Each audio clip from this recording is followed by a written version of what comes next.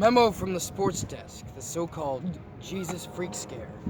A recent emergency survey of our field sources indicates a firestorm of lunacy brewing on the neo-religious front. Failure to prepare for this madness could tax our resources severely, perhaps to the breaking point. During the next few months, we will almost be certainly inundated, even swamped, by a nightmare blizzard of schlock, gibberish, swill, and pseudo-religious bullshit of every type and description. We can expect no relief until after Christmas. This problem will manifest itself in many treacherous forms, and we have to deal with them all. To wit, 1. The mailroom will be paralyzed by wave after wave of pamphlets, records, warnings, and half-mad screeds from persons and or commercial organizations attempting to cash in on this grisly schluck. So we have already made arrangements to establish an alternative mailroom to handle our serious business. We expect the main elevators to be jammed up day and night by a never-ending swarm of crazies attempting to drag huge wooden crosses and other oversized gym cracks into the building. To circumvent this, we are now in the process of installing a powerful glass cube electric lift on the exterior of the building for employee and business and general editorial use. The ingress-egress door will be cut in the east wall behind Dave Felton's cubicle.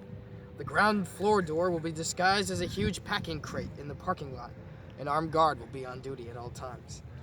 And 3, we expect the phone lines to be tied up almost constantly by hired and or rabid Jesus freaks attempting to get things like today's prayer message, etc. into our editorial columns. Our policy will not be to reject these things. No, on the contrary, we shall accept them. They will all be switched into a special automated phone extension in the basement of the building.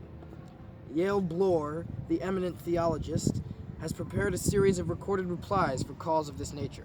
Any callers who resist automation can leave their names and numbers, so Inspector Bloor can return their calls and deal with them personally between the hours of 2 and 6 a.m. These are only a few of the specific horrors that we will have to come to grips with between now and September. There will be, of course, others, less tangible and far more sensitive, such as subversion of key personnel. As always, there will be a few brainless scumbags going under, succumbing, as it were, to the lure of this latest cult. We expect this, and when these organizational blowholes appear, they will be plugged with extreme speed and savagery. The doctor. His wisdom.